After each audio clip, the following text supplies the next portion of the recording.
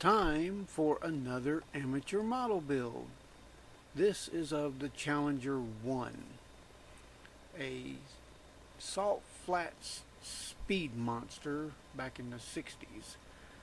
And it is also another Revell nightmare because, well, I'm the amateur modeler.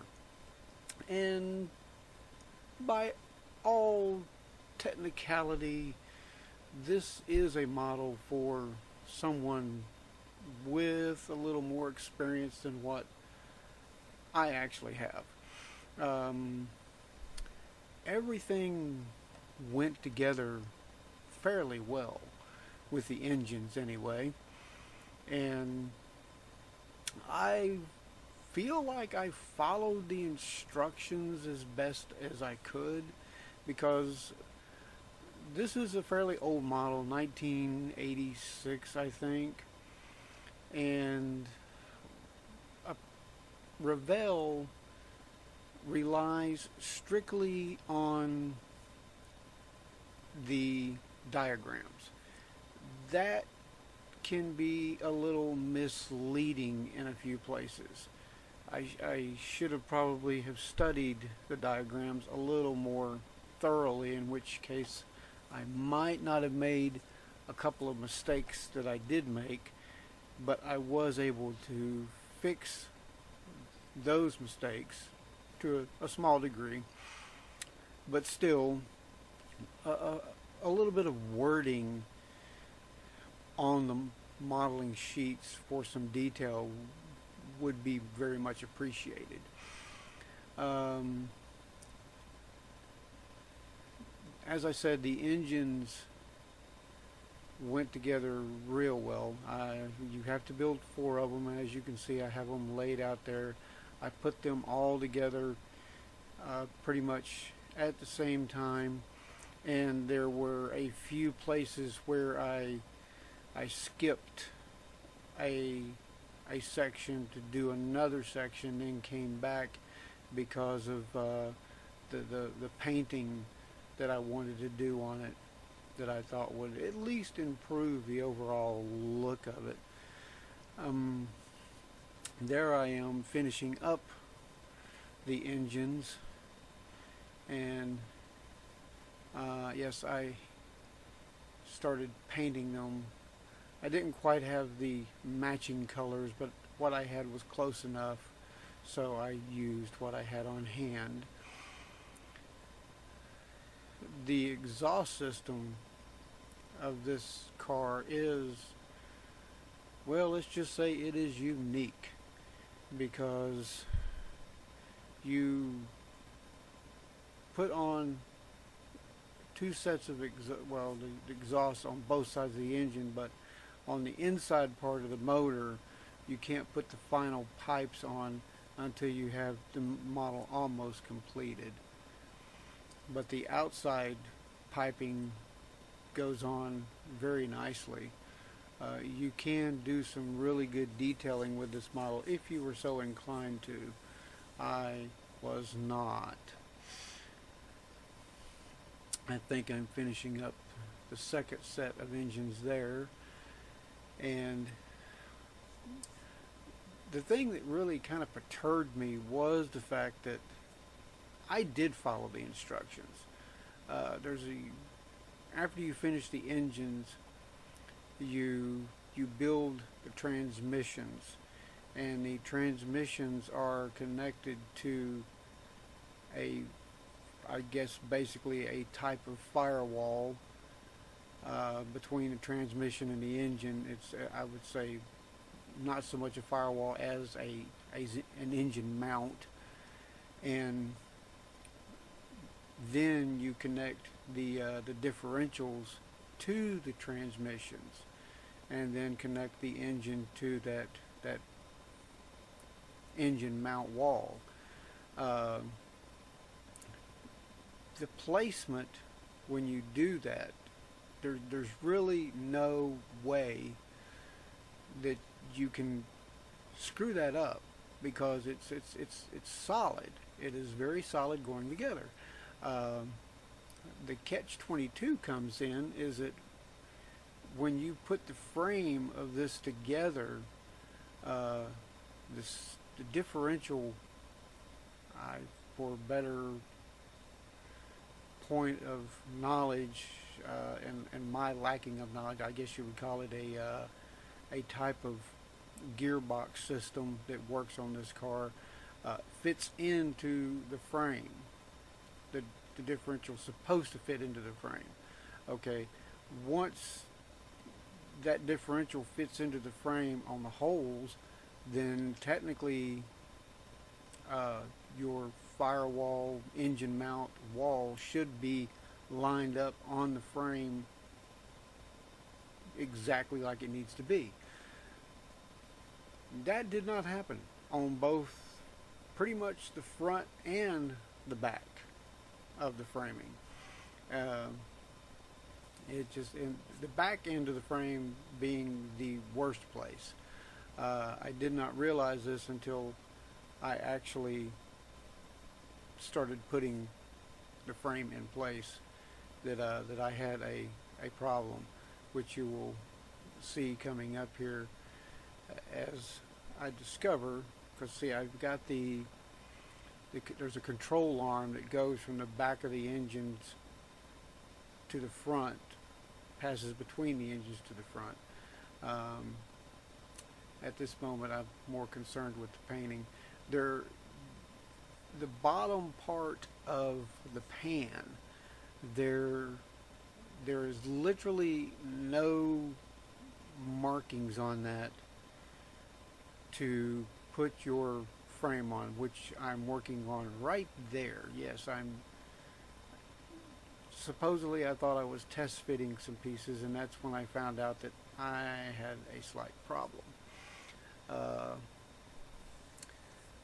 Nothing was lined up, and as you can see, I just broke off the engines from the engine mount wall, and I'm attempting to cobble that together again. On the engine mount wall to the rear, there are two indentions in that wall that line up with the frame that they butt up against, and so I had to mount the wall, glue it down, pinned it in place, and then once I had it stuck, then put the engines back on as best I could. As I said, the differential piece back there was not lining up with the hole. Once I did that, it was just about 2 or 3/16 of an inch off, and there's no, I would have had to have done a whole lot of customization of that to make it fit the way it really should have. I just wanted to get the model done.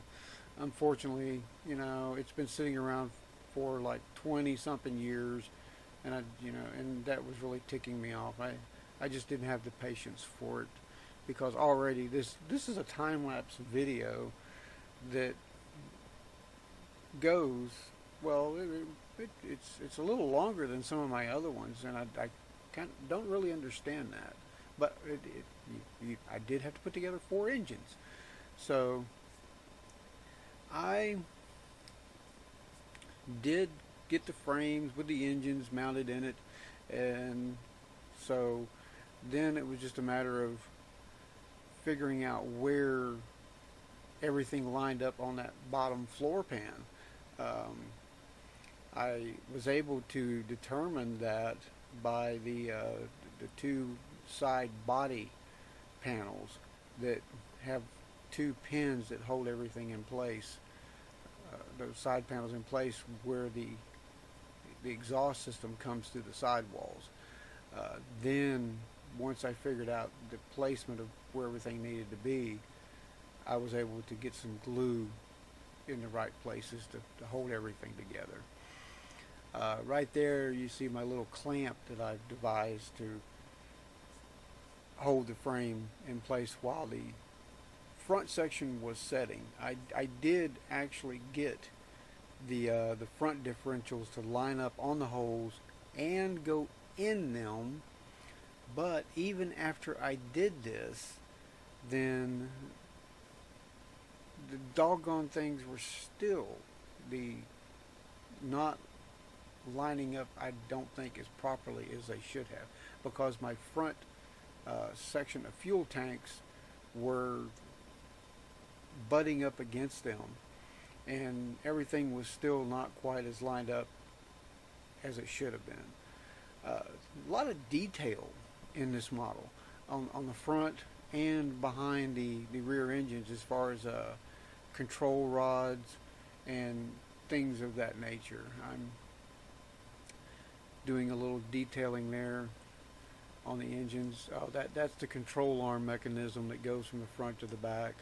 I had to set some weight on that so that till the glue would set, to make sure it stayed in place. But once I did get it in place, it actually didn't look too bad.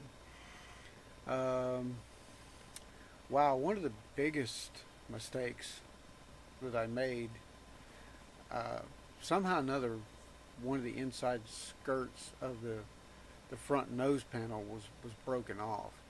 And so I really should have just glued it back in place. And you can see the front nose panel sitting there. I repainted the whole body thing, and I found out why those front wheel cover panels are meant to be separate. I glued them in place. Bad mistake on my part, but in hindsight, bad mistake. But for me, actually, that they're the only way they would have stayed on, because of nothing lining up properly. Once the wheels were on the model, then I could not have even gotten those covers on there to stay at all. So it was a real chore to get that nose panel on, because once I got it in place, the model looked, pretty decent. I took some pictures of it, which they'll be at the end of this little video, and then when I went to take them off again for the displaying of the engines and the internals and the frame and where all the work actually took place, I tore off a front wheel. So needless to say, I will not be putting those back on if I want to display this in any kind of capacity at all. I won't put them back on.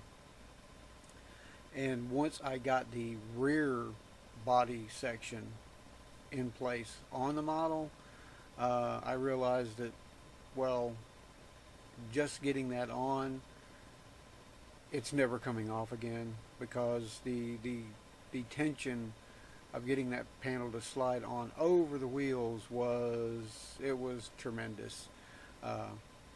That's permanent. I'm sure that, professional modelers out there, and I looked online to try to find some actually information on this, and could not find as much about this as I would have liked to have. I found a couple of shots of some models where somebody who was way better than me put it together and actually did make it look good. They did the wiring, the ignition system, and I think even a fuel system on it too, for piping and stuff. So hey, kudos to you for doing a way much better job. There you can see that body panel in place that's never coming off again, and the other panels will never go on again. So okay, I'm obviously not the professional modeler, but I did complete it, and it is done, and I used the majority of some of the decals on it. So there we go, putting the panels in place, and boom, there it is. The panels are in place. I'm putting the decals on, and once I get that finished, I'll do a couple of shots of it with my camera, and then I take the panels off and then do some detail shots of where all the really good work took place. The paint job was not too bad considering the kind of paint I use. So hey, if you've actually managed to sit through this entire build, Thanks for watching, and I gotta go start planning my next model. So there you go, the Challenger 1 done. Some photos coming up that are giving a little better shots of it. Here comes one, there it is there. Panels come off. Well, in a second they'll come off. And right there, that's how it's going to be displayed right there. Good detailing shot of my work on the inside, and we're done. Thanks for watching.